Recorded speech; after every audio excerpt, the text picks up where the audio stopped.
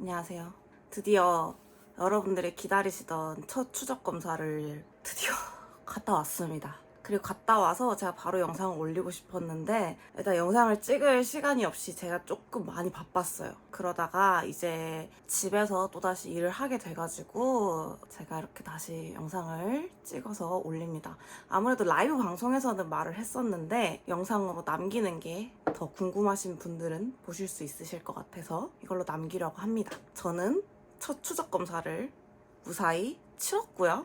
아주 매끈스하게 아주 깔끔스하게 통과를 했답니다.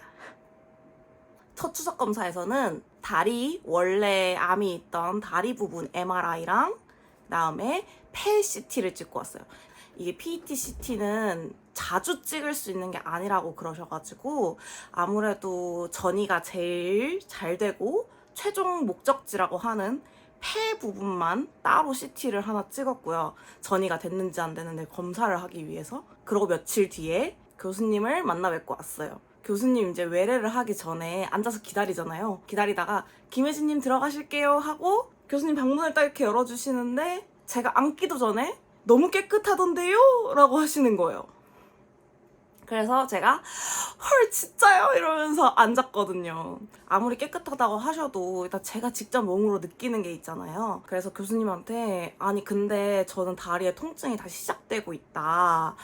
그래서 조금 무섭다 이랬더니 어떻게 아프냐 그러셔가지고 옛날이랑 똑같은 통증은 아닌데 그래도 한 달 반 정도 전부터 통증이 가끔 이렇게 온다 했더니 일단 아무것도 안 보이긴 하지만 추가적으로 한 번 더 영상과 교수님한테 진짜 미세하게라도 뭐가 가능성이 없는지 한 번 더 여쭤보시겠다고 하셨어요. 그러고 나서 뭔가 문제가 있었으면은 전화가 오셨을 텐데 전화가 오지 않았습니다.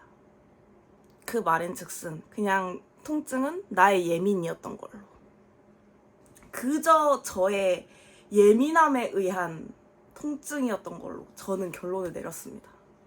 교수님께서 2년 동안은 3개월마다 검사를 해야 된다 그러셨어요. 왜냐면 활망육종 자체가 이제 조금 안 좋은 암종이다 보니까 수술 직후 3개월이 제일 재발의 위험이 크지만 2년까지는 재발의 위험이 굉장히 높은 기간이다 라고 하셔가지고 2년 동안은 3개월마다 무조건 검사를 받아야 된다고 그래요.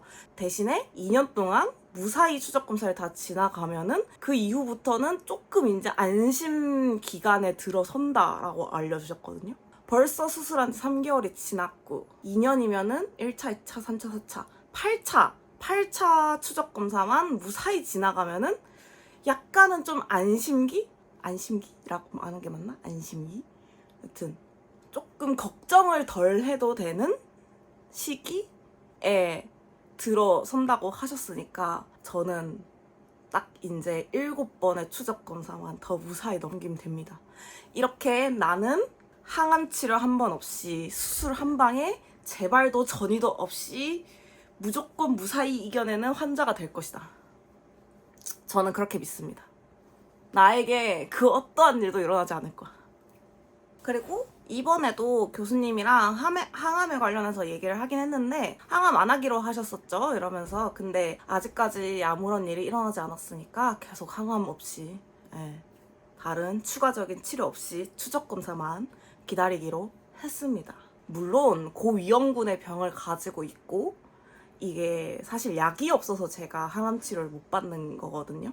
항암 치료를 안 하고 싶어서 안 하는 게 아니라 이 할망육종에 대한 항암 치료제가 없어서 제가 항암 치료를 못 하는 거예요. 하지만 내 몸이 스스로 잘 이겨낼 수 있다고 믿습니다.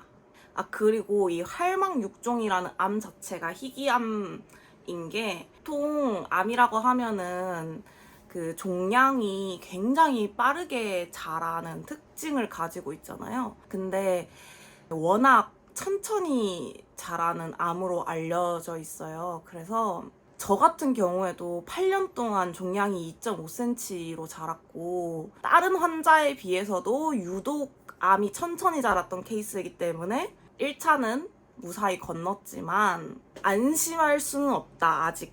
그리고 제가 이번에 이런 일련의 사태들을 겪으면서 제가 원래 약간 건강 염려증이 아니고 약간 건강 무딘증 같은 게 있었거든요. 근데 요 사태들을 겪으면서 건강 염려증이 살짝 생겼는지 남들이 하는 말에 이제 살짝 휘둘리기 시작했거든요. 그래서 제가 최근에 ADHD 같다는 의심의 얘기를 듣고 ADHD 검사를 갔다 왔습니다. 그리고 결국에는 ADHD가 맞는 걸로 판명이 났어요. 약물 치료를 시작하기로 했고, 근데 ADHD를 검사를 하러 갔다가 ADHD이기도 하지만 최근에 안 좋은 일을 좀 겪으셨냐 이러더라고요. 그래서 그렇진 않은데요 이랬더니 건강에 대한 염려도는 왜 높은 거예요? 이러시길래 제가 이제 이 얘기를 드렸어요. 최근에 제가 이런 일을 겪었다 했더니 원장님께서 우울도가 좀 많이 높다고 그러시더라고요. 제가요? 저는 그렇게 우울하지 않은데요?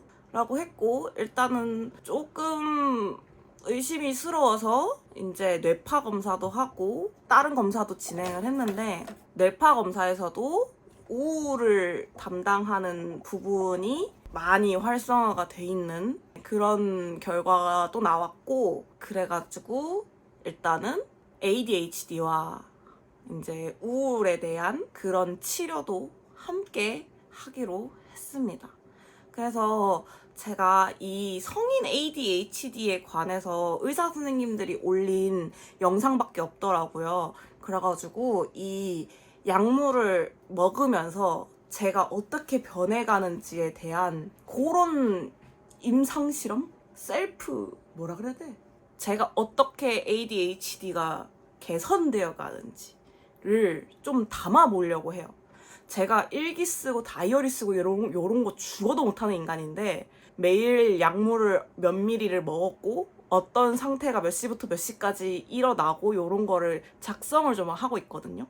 요런 과정에 대한 얘기를 조금 해보려고 해요. 나는 내가 왜 우울증인지 잘 모르겠지만 저의 ADHD와 우울증 약이 제 라이프 스타일에 어떤 영향을 끼치는지를 좀 기록을 해볼 생각이에요. 일단 ADHD를 치료하면은 삶의 질이 굉장히 달라진다고 하길래 제가 한번 문서 셀프로 이렇게 기록을 좀 해보려고 합니다. 여튼 제 1차 추적 검사에 대한 내용을 남겨야 될 것 같아서 이렇게 남겼고요. 이제 앞으로 ADHD와 관련된 저의 일상과 그리고 10월 달에 있는 2차까지 가보자고 달려보자고